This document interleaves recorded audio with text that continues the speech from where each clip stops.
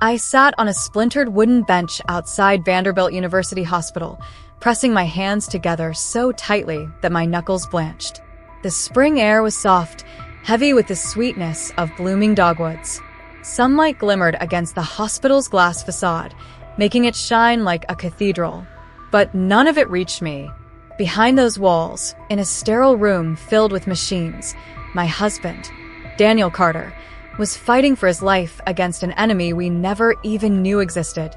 People drifted past me, their conversations light, easy. Laughter about dinner plans, kids, gardens, normal life. For a moment, I ached to trade places with them. To be just another woman living a simple afternoon, careless in the warmth of spring. But I wasn't that woman anymore. My world had shrunk to white walls, flickering monitors, and the unending rhythm of beeping machines. Daniel was once unstoppable. He was the kind of man who could spend 12 hours in his workshop shaping wood into beauty, then come home and still cook me dinner. He never forgot to ask about my day. His smile, steady, calm, always carried the weight of a promise that everything would be okay, no matter how heavy life felt. He was my anchor, my shelter.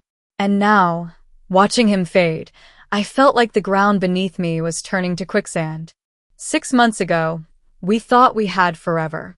We dreamed of vacations we couldn't yet afford, a bigger house for the children we still hoped for, maybe even a dog. Then one night Daniel came home pale, his body exhausted in a way he couldn't explain. He brushed it off as just another long day. But the fatigue grew. It settled deep, carving him hollow. Then came the bruises.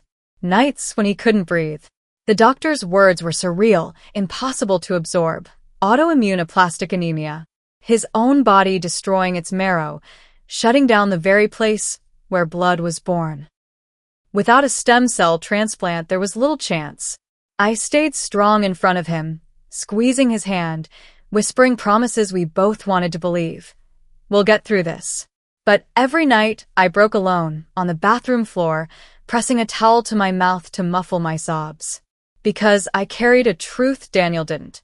He had no family. No parents, no siblings. He had grown up drifting through foster care, never knowing where he belonged. And without relatives, the odds of finding a donor were slim to none. We registered, we waited, we prayed. But the doctors were honest. Matches could take months, even years. Daniel didn't have that kind of time. Earlier today, his doctor pulled me aside. His voice low, heavy with a compassion that felt like pity. Emily, we are running out of options. If we don't find a compatible donor soon, he didn't finish. He didn't need to. His silence said everything. I sat there in that hallway, tears running unchecked, feeling utterly useless. I was a nurse. My whole life had been about healing others. But here I was, powerless, unable to save the man I loved most. My thoughts circled back to our little wooden house at the edge of Nashville. The rocking chair he built me for our first anniversary. The note he framed by the kitchen door, written in his careful hand. You are my always. The thought of losing him sliced through me. Yet beneath the desperation, a colder voice whispered, prepare yourself. I hated it, but grief had already started wrapping its icy hands around my heart. And then, because life can be cruel in ways you don't see coming, I overheard something. A conversation that would change everything. But before I get there, I think back to the night I first met Daniel, a night that felt ordinary, yet turned my whole world. I had just finished my final nursing exam, drained but free, and my friends dragged me to a small cafe downtown. It wasn't fancy. An old brick building, creaky wooden floors, and the smell of roasted coffee hanging heavy in the air. I remember it vividly. Daniel walked in with a paper bag from the hardware store, his jeans dusty, his hands calloused from work. He carried himself with this quiet confidence, the kind that makes you stop and look twice. Our eyes met. He smiled, shy but steady, and asked if the seat across from me was taken. We talked for hours. About nothing. About everything. His love for building furniture. My hopes for pediatrics. Our mutual hatred of olives. Our shared obsession with peach cobbler. When he laughed, really laughed, his eyes crinkled in the corners. Something in me shifted that night. I just knew. From then on, Daniel became a constant. He showed up with small tokens, wildflowers wrapped in butcher paper, honey from a roadside stand, a book I'd once mentioned in passing. He turned the ordinary into something magical. 2 years later, we stood beneath a sprawling oak tree exchanging vows. I wore my mother's pearl earrings. Daniel cried when he saw me walking toward him. He never believed in hiding emotion. His love was something he wore openly, without shame. We moved into that wooden fixer-upper outside town, the one he swore he could handle. He was right. He sanded floors, built shelves, carved a rocking chair with his hands as a gift for me.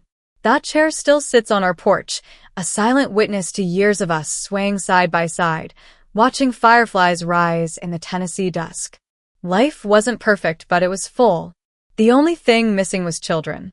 We tried, hoping it would happen easily. But month after month, nothing. Doctors said my body wasn't cooperating, that maybe it never would. And that was the first shadow on our perfect little life, that we tried everything. Treatments. Hormone shots. Endless appointments that blurred together in waiting rooms that smelled of antiseptic and stale coffee. Eventually, IVF. We walked into it with shaky hope, holding hands, daring to dream. The first attempt failed. Then the second. Each time, I stared at the single line on the test, my chest hollowing out. With every failure, I felt myself fracture. My body had betrayed us, betrayed him. But Daniel never once let me drown in blame. On those nights when I cried until my temples throbbed, he gathered me into his arms, whispering in that steady voice of his, "Emily, this doesn't change how much I love you." He meant it. I could feel the truth in every word. He even talked about adoption with a kind of quiet excitement. How many children out there needed homes? How we could still be a family. I wanted to share his joy, wanted to fully believe that love was enough. But deep down, a part of me still longed for a child with his blue eyes and that crooked half-smile he gave when he tried not to laugh. One day, after another failed cycle, I collapsed into his chest, the words spilling out through sobs. "You deserve a wife who can give you a family." He lifted my chin, made me meet his eyes. "Emily, I didn't marry you for children. I married you for you. You are my family." That was Daniel. Steadfast, gentle, unwavering in love.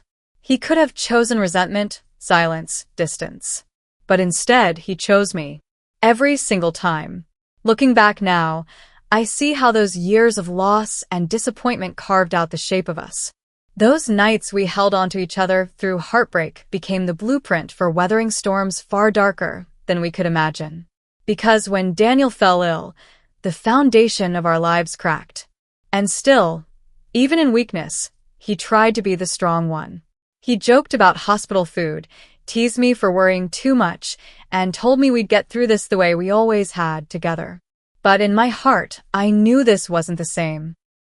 This wasn't a battle we could outlast with love and stubbornness. This was life and death. It began so quietly we barely noticed. Daniel started coming home early, brushing off his fatigue with a lopsided smile. Justice, Eminência. Long day. But the tiredness never left. It deepened. His body seemed to carry a weight only he could feel. Then came the bruises, purple blotches blooming across his skin without reason. At first small, then multiplying, marking him like shadows under his flesh. One night, I woke to the sound of him gasping. His body arched, desperate for breath, clutching his chest as if his lungs had betrayed him. The nurse in me knew something was wrong. I begged him to see a doctor. When he finally agreed, I still clung to denial. I told myself it would be simple. Vitamins. Stress. Something we could fix. Instead, we sat across from a hematology specialist, every test imaginable already behind us. I'll never forget the doctor's face. Too serious. Too deliberate. His words cut through me like glass. "Daniel, you have aplastic anemia. It's rare. And in your case, severe. Your bone marrow is shutting down." My breath caught. Daniel nodded, calm as always, and asked the only question that mattered. What do we do? The answer was devastating in its simplicity: a bone marrow transplant. Without it, his body couldn't make blood cells. Without it, there was no future. But transplants required a donor, a match, ideally a sibling. I looked at him, silently begging for some name, some hidden family. But I already knew. Daniel had no one. No parents. No siblings. His life had begun in foster homes, shuffled from one place to another, roots never allowed to grow. His family tree was blank. We signed onto the National Donor Registry. Hope balanced on the thinnest thread. The doctors didn't sugarcoat it. Matches could take months, years. And Daniel didn't have that kind of time. The illness moved fast. Too fast. He turned pale, his strong hands trembling when he tried to lift a glass. The man who once built tables and chairs until midnight now struggled just across the living room. And still, he shielded me, joking about how he'd always wanted to try the bald look once his hair started thinning, teasing about hospital gowns as though they were a fashion statement. But at night, when he thought I was asleep, I'd hear him whispering prayers into the darkness. Not for himself. For me. He was asking for strength to leave me something I could hold on to. I would sit by his hospital bed, force a smile, tell him we were going to beat this. But inside, terror hollowed me out. I couldn't imagine a world without him. I couldn't imagine walking into our house and finding only silence waiting. Then came the words I feared most. Another afternoon. Another transfusion. Another doctor pulling me aside, voice heavy with finality. Emily, we are running out of options. If a match doesn't come through soon, I'm afraid. He didn't finish. He didn't need to. I nodded, eyes burning, my throat too tight to speak. I had seen death before. Nurses see it more than most. But nothing had prepared me for the thought of losing Daniel. I stumbled outside, desperate for air, desperate for anything to hold me upright. The courtyard smelled of earth and sunlight. And that's when I heard it. 2 hospital employees on break, their voices casual, drifting over the hum of traffic. You know that guy in ICU? Carter? He looks just like this guy out in Pine Hollow. I swear, it's like looking at the same person. My heart stilled. Pine Hollow. A small mountain town. Just a couple of hours away. Could it be coincidence? Or could it mean something far more? Family Daniel never knew he had? For the first time in weeks, something fragile flickered inside me. A trembling, dangerous thing I had nearly forgotten. Hope. I stood frozen in that courtyard, their words echoing, clinging to me like a lifeline.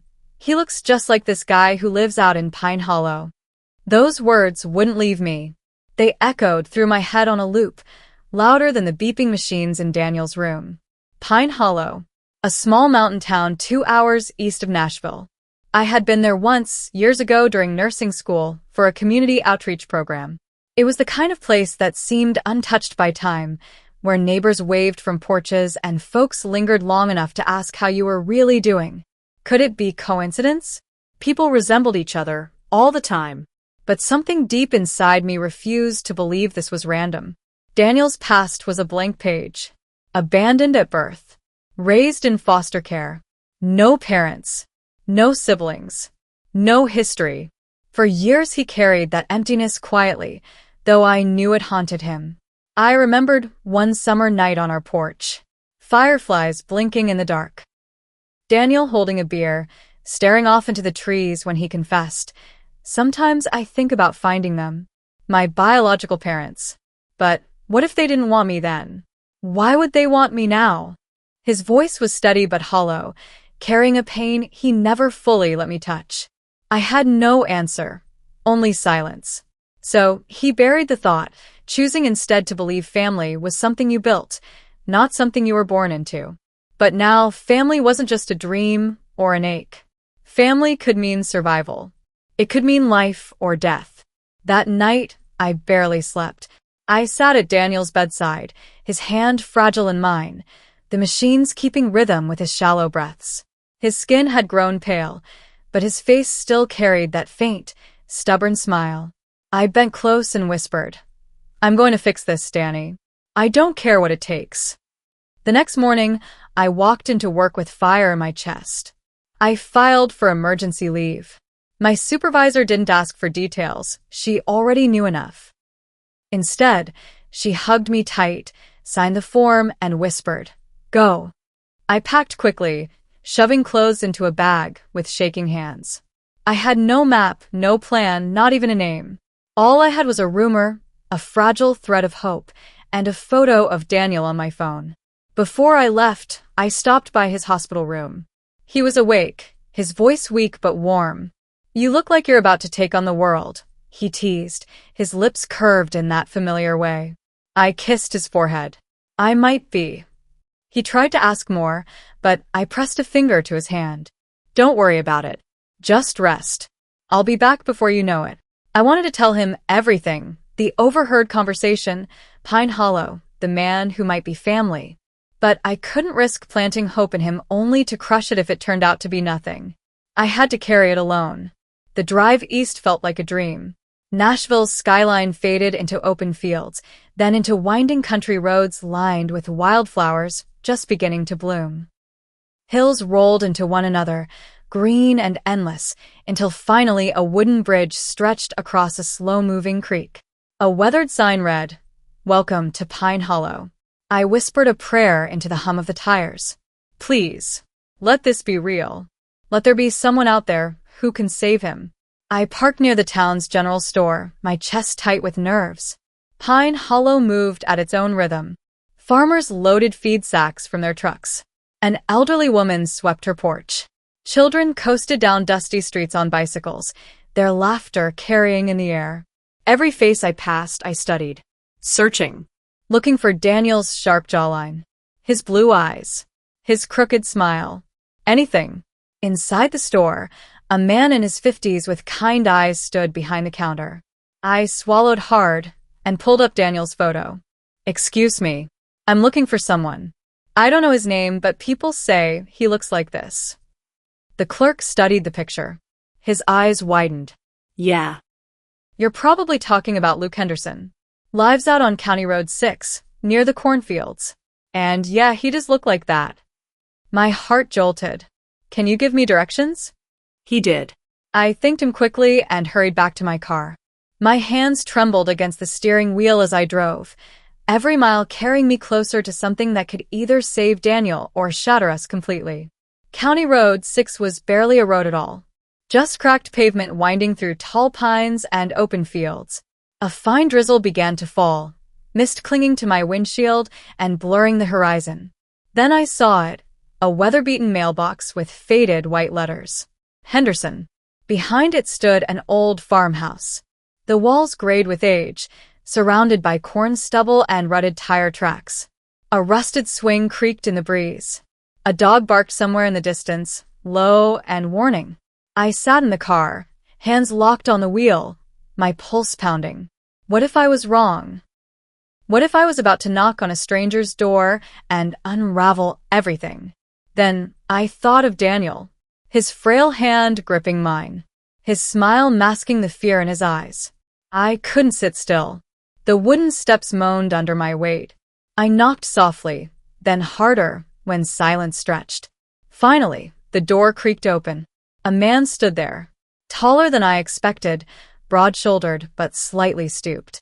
His dark blonde hair fell loose across his forehead. And then the eyes. I froze. Piercing blue. The same shape, the same intensity. Daniel's eyes staring back at me from another face. "Can I help you?" His voice was deep, cautious, rough around the edges, like someone who didn't entertain strangers often. My hands shook as I held out my phone. This is my husband. His name is Daniel Carter. People said you look like him." The man's expression darkened. He took the phone, staring at the image far too long. His face shifted as if the ground beneath him had cracked open. First confusion. Then disbelief. Then something heavier, an ache he tried and failed to hide. He rubbed the back of his neck, staring at me like I had dragged a ghost to his front porch. "Well, I'll be damned." His voice was rough, carrying the weight of something unsaid. He looked at me again, softer now, more cautious. "Who are you?" "My name's Emily," I whispered. "I'm his wife." For a moment, silence filled the space between us. Then he stepped aside and held the door. "You better come in." The house smelled faintly of coffee and motor oil. The floors creaked beneath my feet. Mismatched furniture sat in the living room, worn, but lived in, carrying the mark of a man who had built a life with his hands.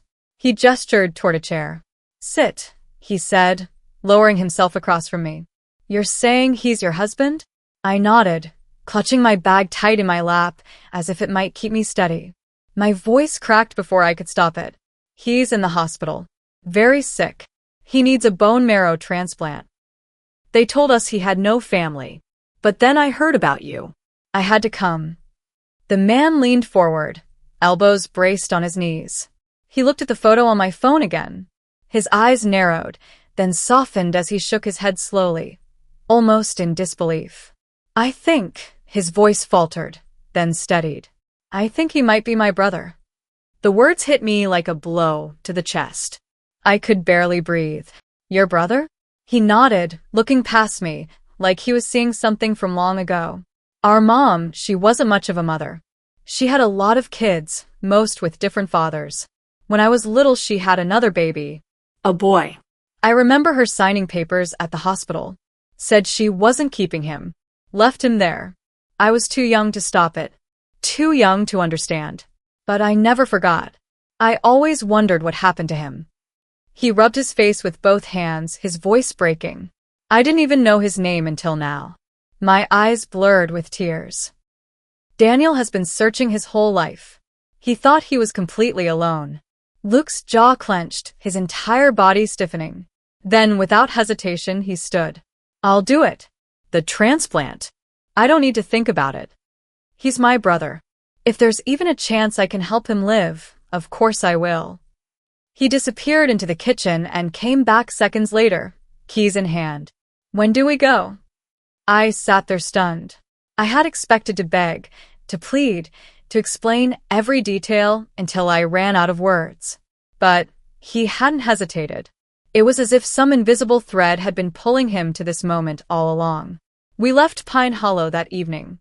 The rain fell harder now, streaking across the windshield as I drove with Luke's old pickup trailing close behind. For the first time in months, my chest felt lighter. Fear was still there. Fear never left, but hope had returned. Hope that felt strong. Solid. Like something I could finally stand on. At Vanderbilt, I led Luke through the sterile halls to Daniel's room. Daniel was propped up by pillows, pale but awake. His eyes lit up when he saw me, then shifted to Luke, and froze. Confusion clouded his face. He stared at Luke the way a man stares at a mirror he never expected to see. His lips parted, but no words came. Luke stepped closer, voice thick with emotion. "I think I'm your brother." Daniel blinked, and in an instant his eyes filled with tears. "My brother?" His voice cracked. I watched as two men, strangers yesterday, bound by blood today, locked eyes with something unspoken, something only they could feel. Daniel reached out a trembling hand. Luke grasped it firmly. "We'll talk later," Luke said softly. "But right now, I'm here to save your life." The next hours moved in a blur. The doctors fast-tracked Luke's testing because Daniel's condition was deteriorating quickly. We sat in the waiting room, nerves rattling, until the hematologist entered with a smile so gentle I nearly collapsed in relief. "He's a strong match," she said. "One of the best we've seen in a long time." My hands flew to my mouth. Tears spilled over as I turned to Luke. "Did you hear that? You're a match. You can save him." Luke swallowed hard, his expression a storm of shock and determination. Then he nodded. "Let's do it. When do we start?" That night, Daniel and Luke finally sat together, side by side. I lingered outside the doorway, listening. Their voices were low, tentative at first. Then, as minutes passed, warmer. "I used to dream about having a brother," Daniel admitted, his voice breaking. "I thought it was stupid, like dreaming about a house you'll never live in. But here you are. Real." Luke chuckled, though his voice shook. Guess life had other plans, huh? I'm sorry, Denny. Sorry I wasn't there. I didn't even know. Daniel squeezed his hand with surprising strength. You don't have to be sorry. You're here now. That's all that matters. When I finally stepped inside, Daniel's eyes met mine, glassy with tears. I have a brother, Em. I'm not alone. I kissed his forehead, whispering back, You never were. The transplant was scheduled for the next morning. I barely slept, turning over every possible outcome in my mind. Luke stayed calm, even joking with the nurses as they prepped him. Never thought I'd be giving my bone marrow to a guy I met yesterday, he teased, then looked at Daniel and added softly, But I'm glad it's him. The hours crawled, and then it was over. The transplant went smoothly. Daniel was moved into recovery while the new stem cells began their work. I sat at his bedside, holding his hand, feeling warmth return to his skin, color return to his face. Luke came in later, exhausted but smiling. Daniel reached out, his voice faint but steady. You just gave me a second chance. Luke clasped his hand. Guess we're even now. You gave me family. I couldn't stop the tears this time. For months, I had carried fear like a weight on my back. But sitting there between these two men, strangers turned brothers, I finally felt something I hadn't dared to feel in so long. Peace. Outside the hospital window, Nashville's skyline shimmered like a river of light against the night. The glow of it pressed against the glass, and I found myself caught between two worlds, the one I'd been drowning in for months, and this new one I hadn't dared to believe could exist. Despair had been my constant companion, but in just a few days, everything shifted. From fear to hope, from emptiness to something fuller. Life had pulled us back from the edge, offering us a gift far greater than anything I'd prayed for. For the first time in months, I inhaled without that tightness in my chest. For the first time, I let myself believe Daniel might actually live. That maybe, after everything, we weren't just surviving. We were being given a second chance. The days after the transplant unfolded like a slow sunrise. Each morning, I woke with a silent prayer and searched Daniel's face for change. A little more color, a steadier voice, a firmer grip when his hand closed around mine. Every tiny improvement felt like a miracle carved out of despair. Luke stayed close. When the hospital rules sent him out of the room at night, he stretched his tall frame across a pull-out chair in the waiting area. He never complained. One evening, I brought him coffee and found him standing at the glass window, his gaze locked on Daniel with a kind of reverence. His voice was soft, almost to himself. He's really my brother. The wonder in his words made my chest ache. Weeks passed. Daniel's strength crept back, slow but steady. One crisp autumn afternoon, he took his first steps outside the hospital. The air was sharp, carrying the faint sweetness of leaves beginning to turn. I walked beside him as he shuffled carefully down the garden path, his hand gripping mine. I forgot how good fresh air feels, he whispered, his voice breaking with both weakness and awe. A week later, the hospital discharged him. We returned to our small wooden house at the edge of Nashville, Luke following close in his pickup truck. That old house had always felt quiet, too quiet. But when we stepped back inside with him, something shifted. The walls seemed warmer, the rooms fuller. It was as if the house had been waiting, all along, for this missing piece to return. Luke became part of our lives seamlessly, like he had always been there. Evenings were spent on the porch, Daniel rocking slowly while Luke sat beside him, trading memories. Daniel shared what little he had from his foster years, and Luke filled in the gaps about their mother, the scattered siblings, the fragments of a childhood Daniel had been robbed of. One evening, Luke reached into his pocket and handed Daniel a small, weathered knife. The initials on the handle were scratched, but still visible. It's all I have left of our dad, Luke said quietly. I want you to have it. Daniel held it with trembling hands, tears falling silently as though years of loss were flowing out of him in that moment.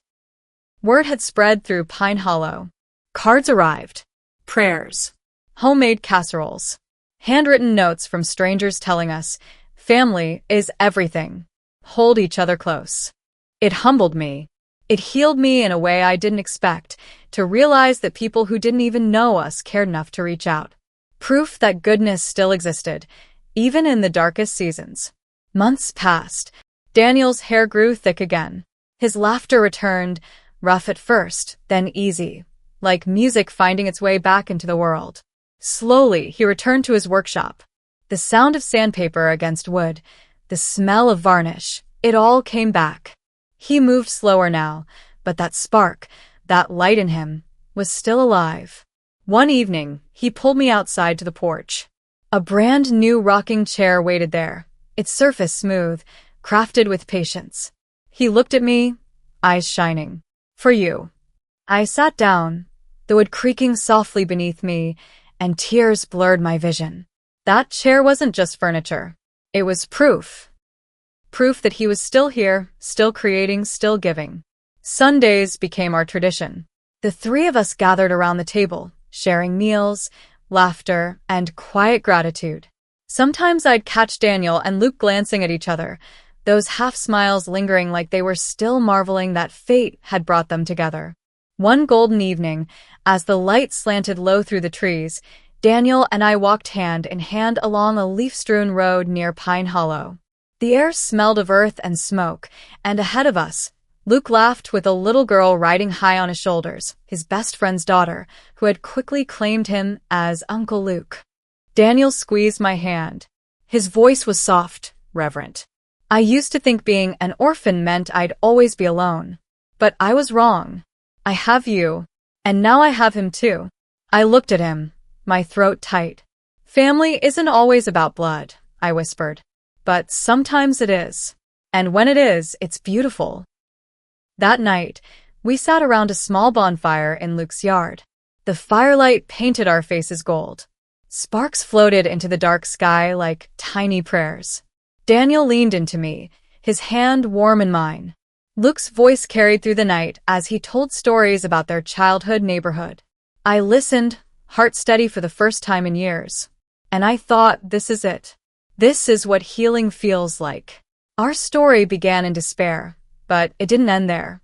It ended in family, in second chances, in finding what was lost. As the fire crackled and Daniel's shoulder pressed against mine, I realized something I'll never forget. Sometimes life breaks you down to the very edge. But just when you're about to lose hope, it gives you exactly what you need.